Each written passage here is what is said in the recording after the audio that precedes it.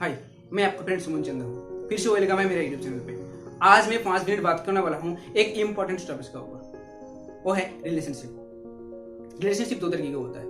First होता है personal relationship, second होता है प्रोफेशनल रिलेशनशिप। पर्सनल रिलेशनशिप क्या होता है? आपका पेरेंट्स के साथ आपका जो रिश्ते है वो होता है पर्सनल रिलेशनशिप।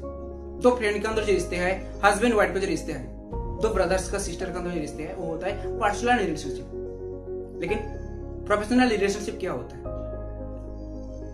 स्कूल कॉलेज में एज ए स्टूडेंट आपका जो रिश्ते है टीचर के साथ, वो होता है प्रोफेशनल रिलेशनशिप। कोई भी कंपनी में एज ए एम्प्लॉय की एज ए बॉस आपका जो रिश्ते है वो होता है प्रोफेशनल रिलेशनशिप। डायरेक्ट सेलिंग में अपलाइन डाउनलाइन जो रिश्ते हैं वो भी होता है प्रोफेशनल रिलेशनशिप। ये रिलेशनशिप कब से स्टार्ट होता है? आपका जन्म होने के बाद ही ये रिश्ते स्टार्ट हो जाता है। खत्म ये रिश्ते कभी भी खत्म भी तो नहीं होते, मरने के बाद भी रह जाते हैं। लेकिन कोई ऐसे भी पर्सन है जिसके साथ रिश्ता 2 सेकंड के अंदर भी खत्म हो जाता है। जिसकी वजह क्या होता है? कोई कंपनी से, नहीं तो स्कूल कॉलेज से आपको निकल दिया जाता है, बॉस के साथ रिश्ता खराब हो जाता है, माँ बाप से आप अलग हो जाते हैं, हस्बैंड वाइफ एक दूसरे के साथ क्या होता है? डिवोर्स हो जाता है, गर्लफ्रेंड बॉयफ्रेंड क्या होता है? ब्रेकअप हो जाता है। क्या रिश्ता निभाना इतनी मुश्किल काम है? हाँ, एक बात है कि रिश्ते बनाना उतना ही आसान काम है जैसे मिट्टी का ऊपर मिट्टी से मिट्टी लिखना, पर उसे निभाना उतना ही मुश्किल काम है पानी का ऊपर पानी से पानी लिखने जैसे। लेकिन अगर आप पूरे वीडियो एंड तक देखते हो तो मैं आपको 8 पॉइंट्स बताने वाला हूं जो आपका रिलेशनशिप को कभी टूटने नहीं देगा, स्ट्रांग बनाने में हेल्प करेगा।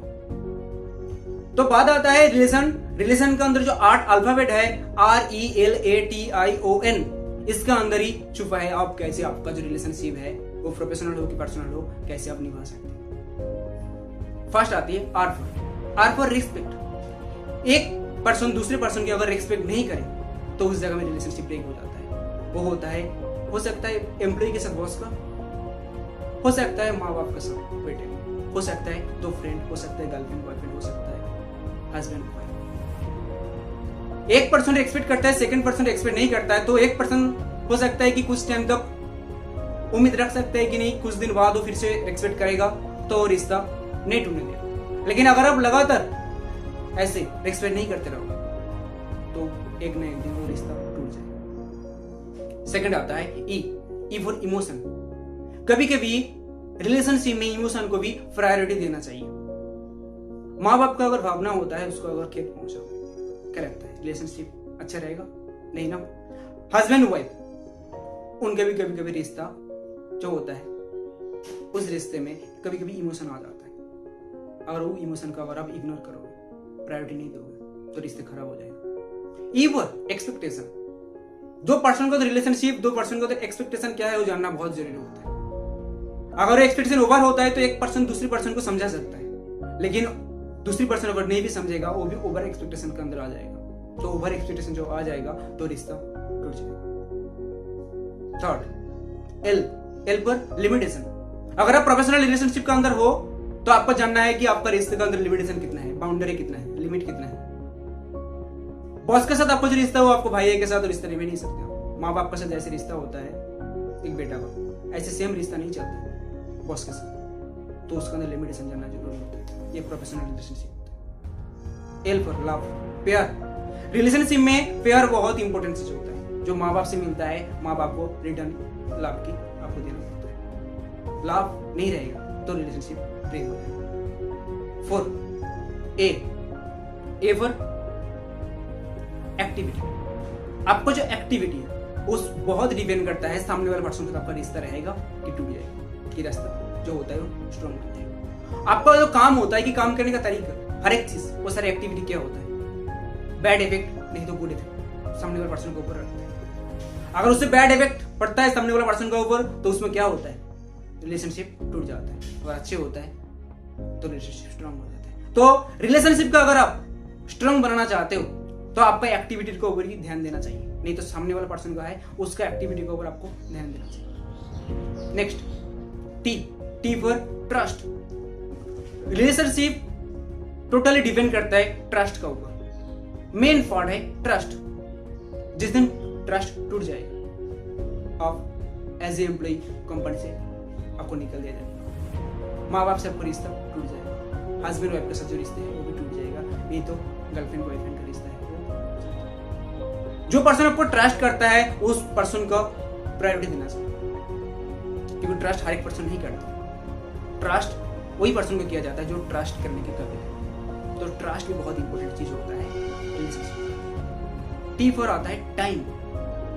आज नहीं तो कल आपका टाइम बहुत जरूरी होता है पर्सनल लाइफ के लिए, कि पर्सनल रिलेशनशिप में टाइम अगर नहीं दो, अब अकेला नहीं रह सकते ना, तो टाइम बहुत इंपॉर्टेंट होता है। रिलेशनशिप में टाइम इतना इंपॉर्टेंट होता है जैसे कि एक इंसान के अंदर ब्लड जैसे इंपॉर्टेंट होता है। नेक्स्ट आता है आई, इग्नोरेंस। कभी कभी सामने वाला पर्सन के साथ जो रिश्ता है आपका, वो पर्सन का जो कोई ऐसे एक्टिविटी नहीं तो कोई ऐसे काम ऐसे हो जाता है, जो काम छोटे मोटे काम को आपको क्या करना चाहिए, इग्नोर करना चाहिए। जो काम का कोई वैल्यू नहीं है वो इफेक्ट तो नहीं पड़ेगा, लेकिन उसको लेके अगर ज्यादा बातचीत करोगे, इस चीज को लेकर बार बार बात करोगे तो क्या होगा, रिलेशनशिप टूट जाएगा। Next, offer observe. सामने वाला पर्सन को आपको ऑब्जर्व करना है, वो पर्सन सही रास्ते में चल रहा है कि गलत रास्ते में चल रहा है, उसको माइंड पे क्या चल रहा है, वो अभी क्या सोच रहा है, वो हर एक चीज आपको जानना बहुत जरूरी है। पूरे नहीं तो थोड़ा बहुत करके आपको क्या करना चाहिए, सामने वाले पर्सन को ऑब्जर्व करना चाहिए एक दूसरे को, तब जाके रिलेशनशिप स्ट्रांग होता है। नेक्स्ट, नेक्सस मतलब बंधन। सामने वाले पर्सन के साथ आपको जो बंधन है वो टोटली क्या होता है, रिलेशनशिप को डिपेंड करता है। रिस्पेक्ट से क्या होता है, रिलेशनशिप बनता है, और रिलेशनशिप से क्या होता है, बॉन्डिंग होता है।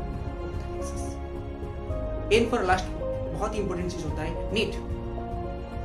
ऑफिस में एज ए बॉस आपको जानना जरूरी है आपका एम्प्लॉय का नीड क्या है। एज ए शॉपकीपर आपको जानना जरूरी है कि कस्टमर का नीड क्या है, बेटे का नीड क्या है, माँ बाप का नीड क्या है, हस्बैंड वाइफ एक दूसरे का नीड क्या है, हर एक चीज जानना जरूरी होता है, तब जाके एक रिलेशनशिप अच्छे होता है। थैंक यू सो मच पूरे वीडियो एंड तक देखने के लिए। अगर आप मेरा बात पे एग्री हो तो नीचे कमेंट करके बता दो, लाइक शेयर कर सकते हो आप, और सब्सक्राइब अगर नहीं करे तो सब्सक्राइब कर देना। Thank you so much.